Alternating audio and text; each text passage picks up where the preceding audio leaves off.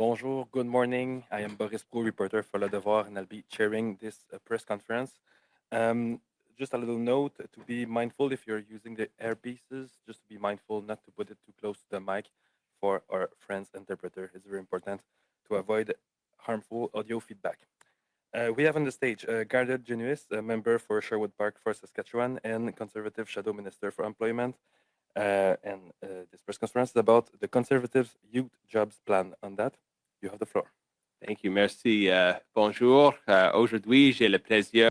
Today, I have the pleasure to announce a new pillar of the Conservative plan for youth employment.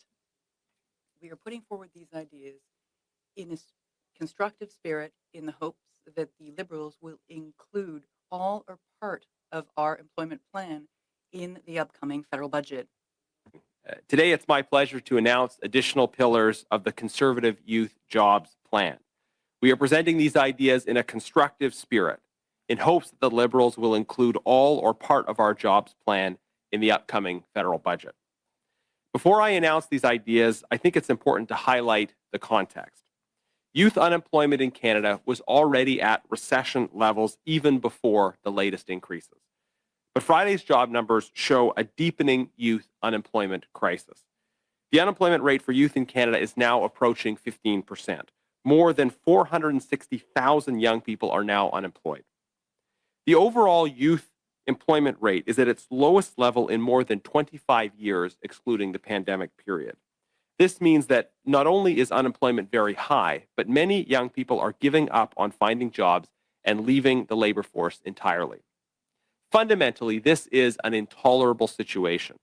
The first job a young person gets is often their most important job because it sets them on a track to a successful lifelong career. High youth unemployment doesn't just cause pain and misery in the present. It affects the lifelong career trajectories of the next generation.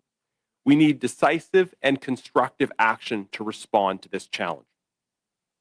Now, so far, the only response to these events from the Liberal government has been to propose increased public expenditure to modestly expand existing youth job subsidy programs. This clearly does not meet the moment. As I said, the magnitude of this problem is enormous. We are already approaching 500,000 unemployed young people between the ages of 15 and 24. A job subsidy program at minimum wage for this cohort only would cost over $1 billion per month, not including all administrative and overhead costs. Aside from questions of whether or not such an approach is desirable, the reality is that we simply cannot afford it. And free entry to national parks is no consolation to young people who would rather be working.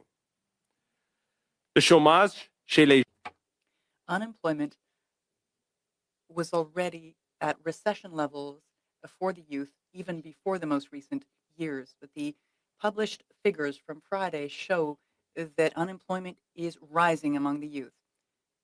The unemployment rate for young people today is at almost 15%. The global employment rate is at the lowest it's been in over 25 years, except for during the pandemic period. This situation is intolerable. The first job a young person gets is often the most important because it sets him or her on the path to a successful career. A high unemployment rate among young people does not only cause suffering today, it has long-term effects over the career trajectory of the coming generations. We need decisive and constructive action to deal with this challenge. Proposing a jobs plan that meets this moment in scale and in magnitude. We are calling on the government to take our constructive ideas and include them in Budget 2025. Our Conservative Youth Jobs Plan has 4 pillars, 2 of which we've already announced and 2 of which I'm announcing today.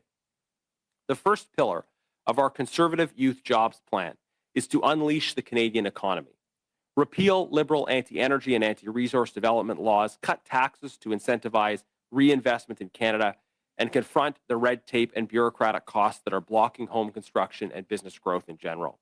This was the central focus of our platform in the last election, and there is no copyright on these good ideas. Liberals should take them and implement them in their next budget. The second pillar of our Conservative Youth Jobs Plan is to fix immigration. Liberals have wrecked our immigration system and left it out of sync with the needs of our labor market. This has led to the multiplication of demand for entry-level jobs far beyond the supply of those jobs. More job seekers and not enough jobs. Another problem related to immigration is the failure of the government to address the serious gaps in credential recognition. When a newcomer is not able to work in their area of skill and knowledge, that worker will compete with young people for entry-level positions instead. This is a double negative, as we lose out on the benefit that could come from that person working in a higher skill area, and a young person potentially loses an opportunity for an entry-level job. So it's time to unleash the economy and fix immigration. The third pillar of our Conservative Youth Jobs Plan is to fix training. Currently, the federal government supports students pursuing post-secondary studies through the Canada Student Financial Assistance Program. Loans and grants are offered to students based on their financial circumstances, regardless of the program of study they are pursuing. This should change. Today, we are proposing that support given through the Canada Student Financial Assistance Program should offer relatively more help to students pursuing studies in in-demand fields. The government should establish a process for making objective determinations about what areas of study are more or less likely to lead to positive career outcomes for those who pursue them. Le troisième pilier. The third pillar is to address training. Currently, the federal government and students that are in post-secondary studies they receive support through the financial aid program, and the financial aid is granted regardless of the area of study. This needs to change. We propose that the support offered by this program focus on providing more support for students who are studying in high demand areas. The government should establish a process to objectively determine what areas of study are most likely to lead to stable and well-paid jobs. Intentionally not give examples about what might be more or less in-demand skill areas to study, because these decisions should reflect objective analysis of economic data. Decisions about in-demand areas of study should be made objectively and not be based on the preferences or prejudices of politicians. But these distinctions must be made, because when youth unemployment is rising at the same time as shortages persist in critical skill areas, we need to do a better job of aligning education and training with the needs of the labor market. Differences in the value of available grants based on labor market demand for certain skills would help magnify market signals to students and to institutions about what kinds of skills our economy needs. There are many different legitimate reasons why people pursue post-secondary studies. Not all of them relate to future job prospects.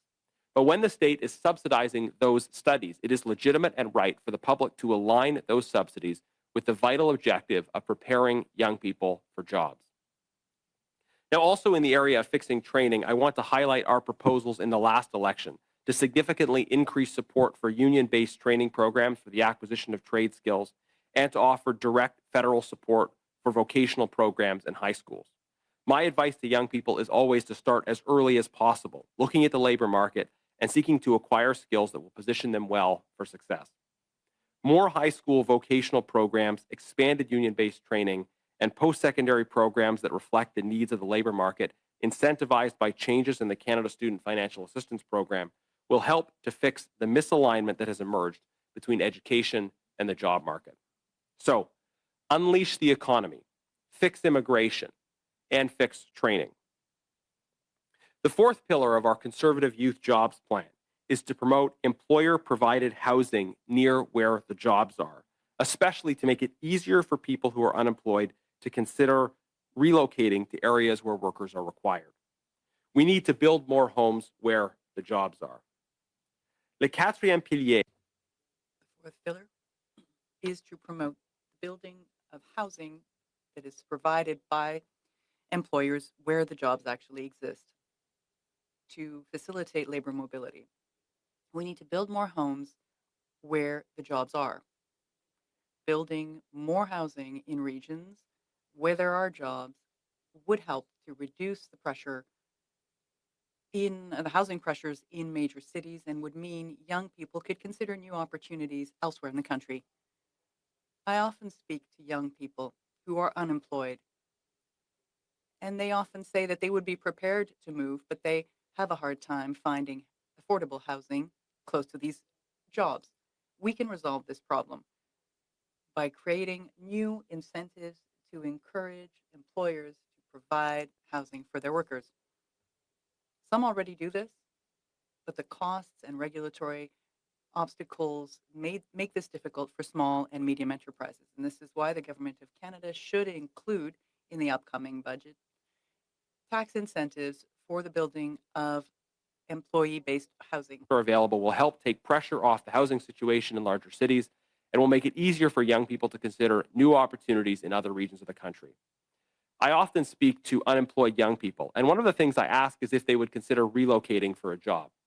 A common response is that they would be open to it, but for challenges around finding housing close enough to the job or transportation from available housing to where they are working. We can solve this problem through new incentives to promote employer-provided workforce housing where the jobs are. Even as youth unemployment grows, there are parts of this country with lower unemployment where employers struggle to find people. Foreign labor cannot be the only solution. Secure and comfortable housing available on-site or close by makes relocation for Canadians so much easier. Some employers are already doing this, but cost and regulatory barriers that make housing construction difficult also apply to employers who are trying to find unique ways of attracting employees to their region. These pressures are especially acute for small businesses. And so the government should include in the next budget tax incentives aimed at promoting the expanded construction of workforce housing. We're proposing today that the government offer a 100% capital cost write-off to companies for workforce housing. If your company, whether a small local restaurant franchise or a large manufacturing plant, wants to make available workforce housing, then your company should be able to write off all of the cost of that capital investment in the first year. Nous proposons aujourd'hui que Today, we call on the government to provide a capital cost write-off 100% worth for those companies that build housing for their employees, whether we're talking about a small local restaurant or a major plant. Any building, any business that builds homes for their labor force should be able to write these off in the first year. government could put in place to improve the cost proposition for those considering workforce housing.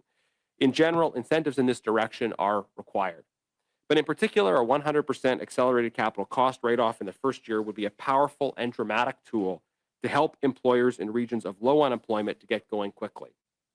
Accelerated capital cost write-off is a tool for tax deferral.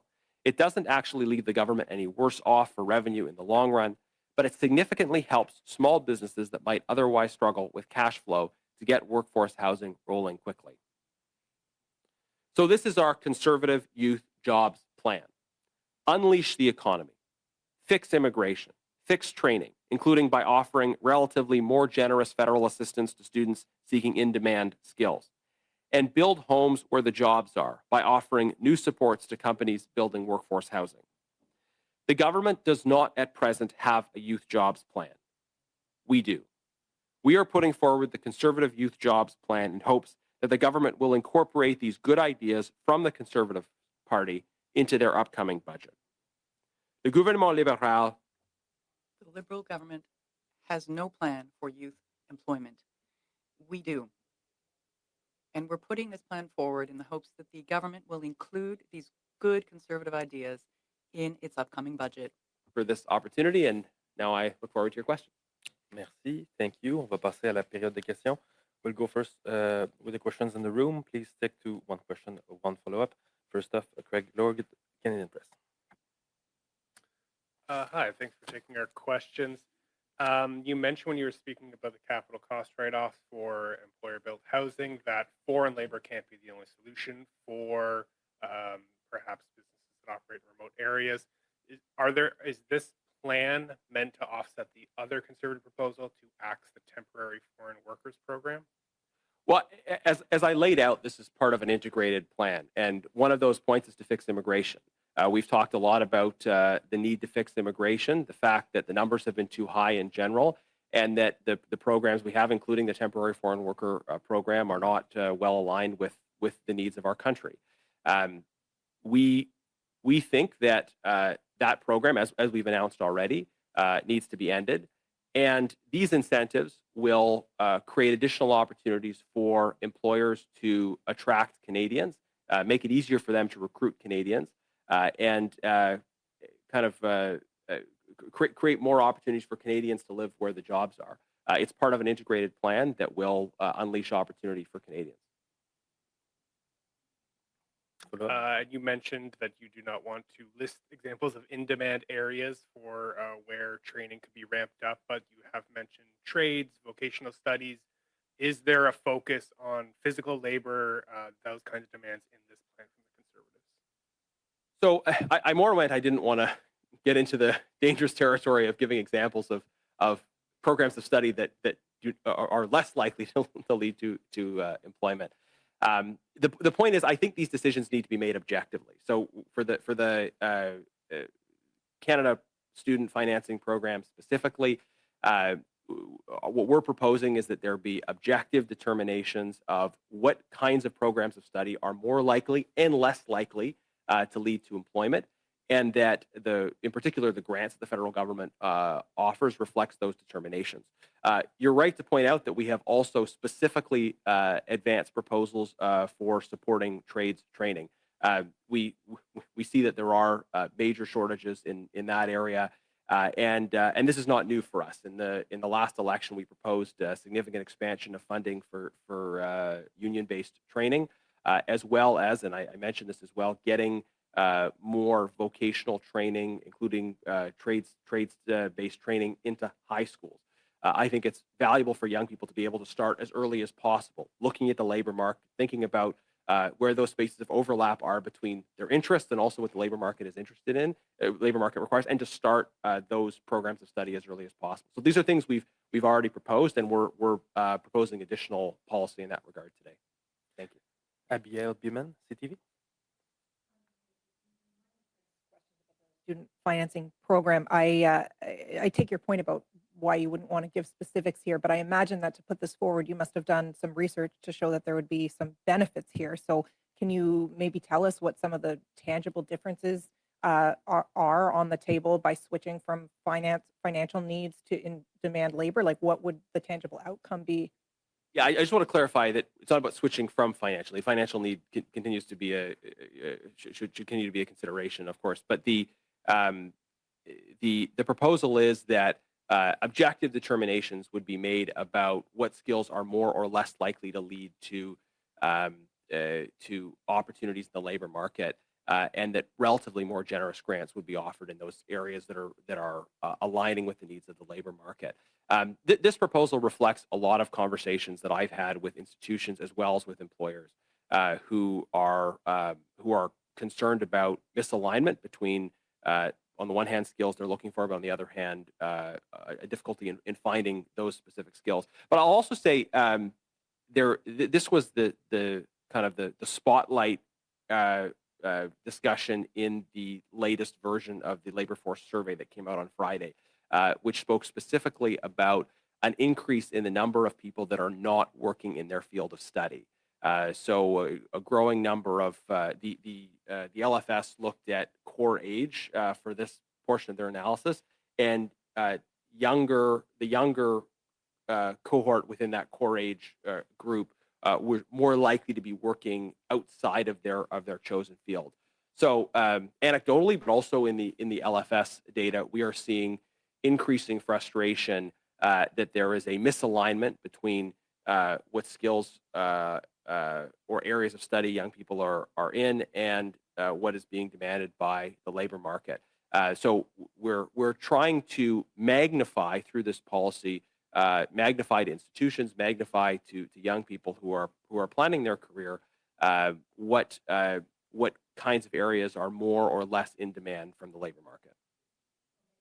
I heard anything that you've seen in terms of potential tangible outcomes from that move, but I also want to go back to something you said at the beginning of your answer, which was that you're not sort of getting rid of the financial needs component. Can you expand a bit more on that? Like, are you talking about adding a component for in-demand jobs while maintaining the financial needs program as it is? And if it's an expansion, how much more would that cost in terms of grants and loans? Okay, so I'll come back to your first question after, but if I can answer the second part first. So Right now, you're eligible for grants under the program based on financial need consideration. So one way that the government could give life to this proposal would be to simply say, okay, for those who are already eligible for those grants, so those who already fall within that financial need category, there are certain kinds of programs where they would get a higher grant, and there are certain kinds of programs for which they would get a lower grant.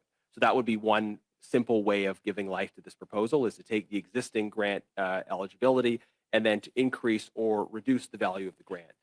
And this could be done in a cost neutral way that simply offers more or less in a way that reflects the realities of what the labor market is looking for.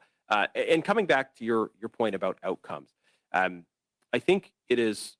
I think the outcome of sending this signal to young people and to institutions is to increase demand for programs of study that relate to areas where there is high demand in the labor market. There's nothing to stop somebody from studying a program that is less likely to lead to a job outcome, but it is a strong signal up front if, in the process of applying for grants from the federal government, these signals are being sent, and it impacts your ability to access these grants, and that process of magnifying that market signal would impact student choice, would impact what institutions are offering, and give institutions an incentive to really try to link with and demonstrate the value for the labor market of the programs that are being offered. We go to Hill Times. Marlo Glass. You want to do it, Grace? No? So you mentioned that the Liberal government doesn't have a youth employment plan. There's a Secretary of State that's assigned to this file. What do you think do you think she's adequately addressing the issue of youth unemployment? I don't think the government in general is adequately addressing this issue. The numbers continue to climb. The government has no plan, but we're here in a constructive spirit to put forward our ideas and encourage the government to include these in their budget. I'll mention as well, the Human Resources Committee is studying the issue of youth unemployment, and we have invited all of the relevant ministers to come before the committee and testify about this issue, as well as testify about their mandates in general. We have yet to have those ministers come. Certainly, we look forward to asking those questions. We want to hold the government accountable for what has not happened up until now, but also present these constructive proposals for which they're welcome to take and implement, and we'd encourage them to take and implement in the budget. Follow up, Grace? No? You're good? We'll go to Olivier Ferrand-Boissé, TVA. Merci. Regarding the temporary foreign program, how do you make sure that the businesses in manufacturing sector and in farming get access to the labor they need that they cannot get anywhere else, while you're trying to tackle the problem in other sectors like fast food chains, where youth employment can really be impacted by the program right now? Yeah, well, I'll underline that when we made the initial announcement on temporary foreign workers, we were very clear about the carve out for the agriculture sector specifically. There's obviously some unique dynamics operating there. What we're trying to propose for our jobs plan is to help young people to have the skills and be able to move to the places where the jobs are. We have high youth unemployment. So in principle, with the right policy changes, we should be able to facilitate the matching of young people who are unemployed with the job opportunities that exist. And I think these policies that we're proposing are important steps to making it easier for young people to go to where the jobs are, to develop the skills necessary to take those jobs. So this package together, unleashing our economy, fixing immigration, as well as the additional changes that we've announced today, I think will work very well in tandem to meet the needs of unemployed young people and also to meet the needs of employers. Next up, Emma, iPolitics. Hi. In regard to changing training and post-secondary funding, I'm wondering if by sending this signal through highlighting sector need, I'm wondering if you guys are exploring any other methods to highlighting this need other than changing funding to students who need it. Well, so what we've put forward in the area in general of fixing training so far is the change that I highlighted today around the student financial assistance. But we've also put forward proposals around expanding union-based training in the skills trades area. This was in our last election platform, and supporting vocational programs in high schools. We have also proposed reinstating apprenticeship grants and streamline EI for apprentices. So a number of proposals in the last election that we put forward, I think were very well received around addressing support for those pursuing careers in the trades. So that, along with this proposal, this is what we're putting forward today, and I'm sure there may be other people with other ideas, and we're happy to listen to them. Just to follow up, those methods you said kind of highlight a demand for in the trades. Yeah. Is that kind of saying that coming forward that these funding changes will also focus on trades? Well, we're talking about two different things. So the programs around grants and loans for university students. What we're proposing as part of our package is that if you're studying in a university program, let's say that for skills that are more in demand or less in demand, that would impact the level of grant you would be eligible for. So that's what we're proposing, in addition to some of the specific targeted supports for those in the trades. Megan Gilmore, Canadian Affairs. Hi. Can you just explain a little bit more about the employer housing? So after the first year, they're proposing a 100% capital tax write-off. What about after that? Like, what happens in the subsequent years? Yeah, so accelerated capital cost write-off is a policy used to stimulate capital investment. It's been used in various ways previously. Normally, you would write off the cost of capital expenditure a little bit at a time over the period of the life of an asset. Accelerated capital cost write-off allows you to defer taxes by writing off all of the cost of that asset at a faster rate. In this case, we're proposing all would be in year one. So this would be quite a generous tax deferral tool. In the second, third year, the capital will have already been written off. But it's an opportunity for an employer to defer taxes they would otherwise pay in that initial year. Proposals sound like they wouldn't actually be implemented for a while yet.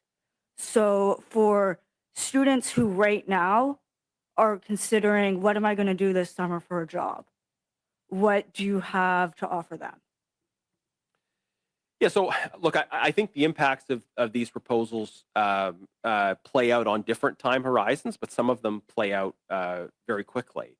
There are some measures the government could undertake right away around unleashing the economy, incentivizing expanded investment in this country, addressing the problems in the immigration system that would play out right away. And I do think in particular, the housing proposal as well is something that could play out relatively quickly as well. There's no getting around the fact that the youth unemployment problem we face is downstream of 10 years of bad policy from the current government. My view is that failures on the economy, failures on immigration, failures on training, failures on housing, and in other areas, over the last 10 years, that has brought us to the point we're at now, which is, among other things, high and rising youth unemployment. So we're presenting a plan to turn that around, and I think some parts of this could unroll quickly. Some of them will take a little bit more time, but I think will make a difference. Could make a difference even by next summer for young people that are right now losing hope, but wanting to see signals from leaders that change is coming. Rémi Autier, CPEC. I'm wondering about this idea of the deference for building housing. 2/3 of employment in the private sector in Canada comes from small and medium businesses who I don't believe would have capital to, in extra of doing their work, build houses and housing and not just, camps like we see in China to house everyone. So where do you think the money will come from, and what kind of is it the real incentives to get employees near their employers, and how would that work? So, I would say that in a lot of small rural and remote areas, small business owners are already exploring or making an effort to do this. It wouldn't be uncommon for businesses that, especially that have relied on temporary foreign labor in the past, to have some engagement on the housing side. So this does provide an opportunity for large and small scale. But look, I think the accelerated capital cost write-off, as an advantageous tax deferral up front, it provides particular opportunities to businesses that might otherwise have concerns about their cash flow. It's an incentive that I think could be very powerful, and I think there are lots of reasons why small businesses are struggling right now as a result of government policy. The bureaucracy, the barriers to investment, high taxes, etc. So there are many ways in which we need to shift policy in order to support small businesses. But I think as it relates to the labor side, this is an opportunity, an incentive that could make a difference, I think, for small as well as larger businesses.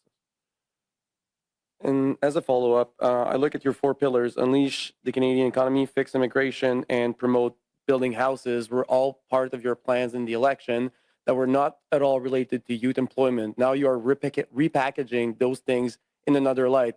How is that different, and how is that really going to help youth instead of just general promises? Well, I think you're right to point out that some of the things I'm talking about today are things that we have proposed in the past, and are things that, if implemented, would have had a positive impact on employment for young people. It would have been, from my perspective, better if we had an opportunity to implement those things. Instead, we're proposing that the government take these good ideas and put them in the budget. But I'm announcing, as you know, additional proposals today around fixing training and around promoting the construction of homes where the jobs are. So what we're proposing today is a youth jobs plan that integrates many of the good ideas we've talked about in the past with new ideas. And I think this package together would, if implemented, help young people get back to work. We got one last reporter on Zoom, so if you allow, sir, we'll go to Palak from Parliament Today. Palak, you have the floor. Hi, good morning. You're mentioning this constructive spirit in which you're bringing these proposals forward. Is your party's support for the budget contingent on these being brought to life, as you say? And is that the only way for the Liberals to secure that support? I'm not going to speculate on any of that. I'll just say that we have constructive proposals that we'll be putting forward and encouraging the government to implement them for the good of the country. That's the spirit in which we're putting these things forward. It's about concern for young people who are affected by unemployment, and I hope that the government will look seriously at these proposals and take them on board. And just along that point, I know you mentioned the committee study itself, but Yes. has your House leadership team, for example, taking these proposals to the government for inclusion in the budget? And if not, then what are you hearing from government MPs on the committee about these pitches? Well, so we've had 3 hearings so far at the Human Resources Committee, and those who aren't following it, by the way, I would really encourage you to. It's a very substantive study. We're hearing a lot of powerful testimony from young people, from employers, from people represent them, from civil society groups and experts, et cetera. And they are zeroing in on the key problems that we're talking about. The fact that it's harder to create jobs in this country because of barriers the government has put up that are preventing economic growth. The problem of how a poorly managed and misaligned immigration system is impacting, in particular, young people and working class people who have a harder time accessing jobs as a result of a poorly aligned immigration system. A lot of discussion about gaps and challenges in training at that committee, as well as issues around challenges in relocation that we've talked about on our 4th point. So all of these things are reflective of conversations that I've been having, as well as what we're hearing at the committee. And I'll mention that what we had wanted as Conservatives was actually to begin this study on youth unemployment in the summer. We had put forward a motion in June calling for a summer study on youth unemployment, and that was opposed and blocked by the Liberals. So we weren't able to begin this work until the last few weeks. But now we're better late than never. We're beginning that study on youth unemployment. We're putting forward constructive ideas today. And as I said, my hope is that the government will look at these ideas, consider them, and include them as part of the budget coming up. All right, I think everyone had a chance to ask questions. Ceci met un terme à cette conférence de presse.